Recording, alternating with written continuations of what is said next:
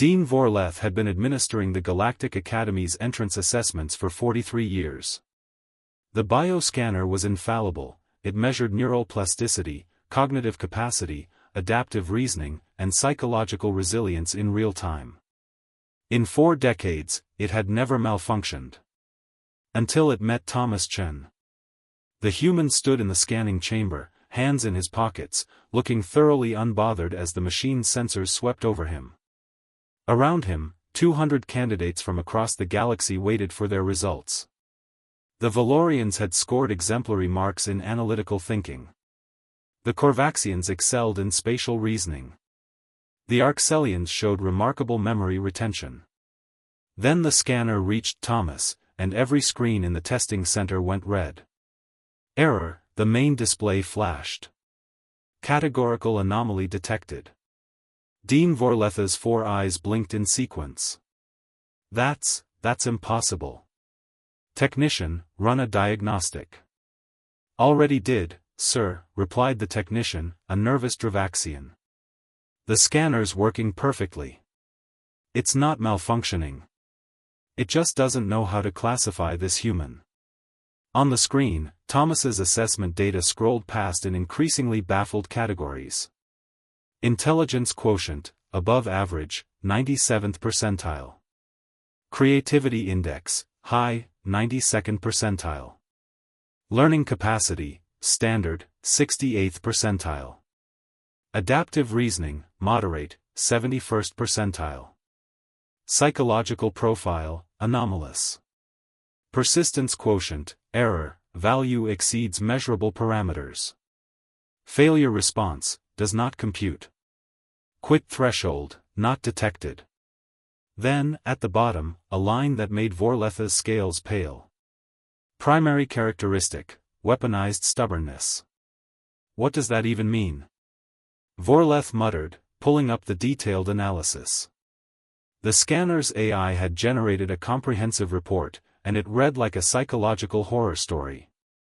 Subject demonstrates abnormal refusal to accept defeat. When presented with unsolvable problems during neural mapping, subject did not acknowledge impossibility.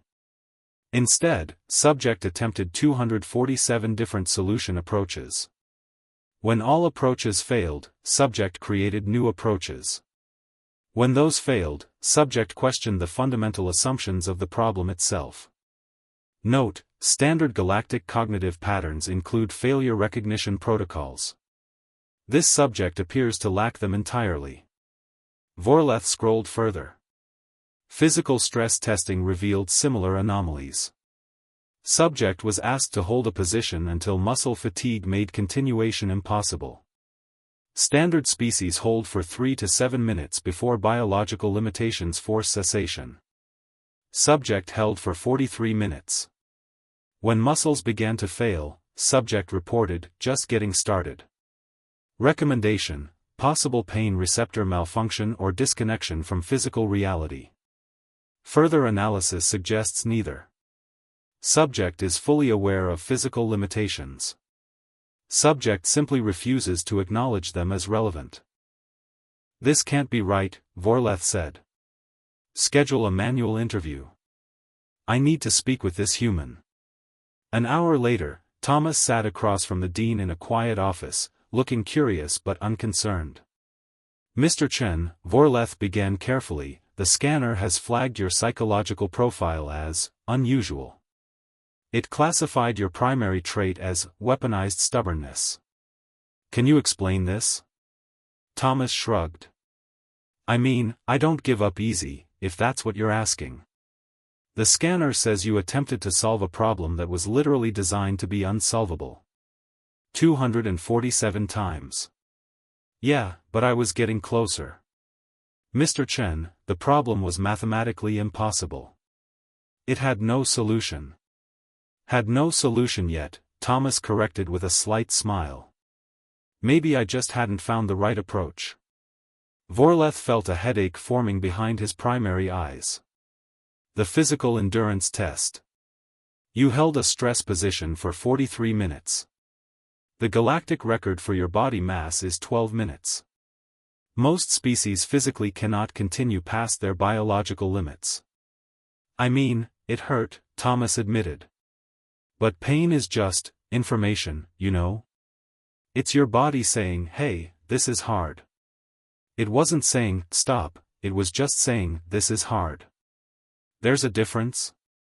Huge difference. Thomas leaned forward. Look, Dean, I'm not the smartest person in this program. I saw those Valorians, they're geniuses. The Korvaxians can calculate things in their heads that would take me hours. I'm not special. Then why did our scanner classify you as a categorical anomaly? Thomas was quiet for a moment, then said, because I don't quit. Ever. It's not about being smart or talented. It's about deciding that failure isn't actually an endpoint, it's just data. Every time something doesn't work, you learn something. So you try again. And again. And again until either you succeed or you literally can't anymore. And what defines can't anymore? Death, mostly. Thomas said it so casually that Vorletha's scales actually rippled in alarm. That's not normal, Mr. Chen. Maybe not for the galaxy, Thomas agreed. But it's pretty normal for Earth. Our planet spent millions of years trying to kill us. Bad weather, dangerous animals, diseases, food scarcity, everything. The humans who survived weren't the strongest or the smartest. They were the ones who refused to die.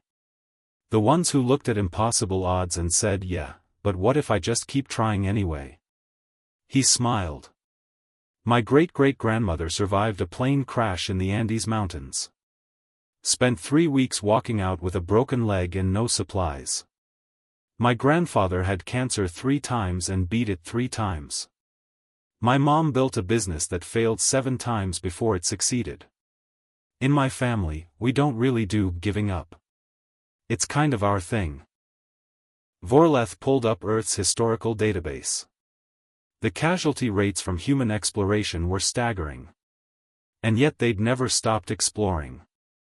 The failure rates in human innovation were astronomical. And yet they'd never stopped innovating.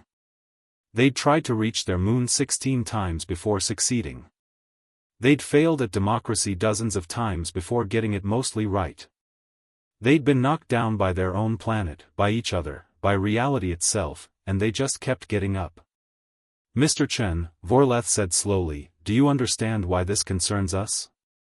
Your entire species seems to have a psychological condition where you cannot recognize when you should stop. Oh, we recognize it, Thomas replied. We just don't care. There's a saying on Earth, fall down 7 times, stand up 8.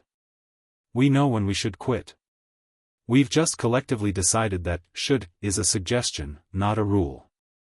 Vorleth looked at the assessment results again. The scanner hadn't malfunctioned. It had simply encountered something it had no framework for, a species that had turned stubbornness into a survival trait. I'm going to pass you, he said finally. But I'm adding a note to your file. What kind of note? Warning, does not recognize failure as permanent. Approach all challenges as if solutions are mandatory. Recommend for impossible assignments. Thomas grinned. That might be the nicest thing anyone's ever said about me. 3 years later, Thomas Chen graduated top of his class in applied xenoengineering, having solved 3 problems previously classified as unsolvable and invented 2 new fields of study in the process. His thesis was titled, There's No Such Thing as Can't, A Human Approach to Persistent Problem Solving. The Galactic Academy updated their scanner's programming to include a new category, Deathworld or Persistence Syndrome. Thomas's assessment file was cited as the reference example. And across the galaxy, professors began to learn what Earth had known for millions of years: never bet against someone too stubborn to quit. Because eventually, impossibly, stubbornly, they'd prove you wrong.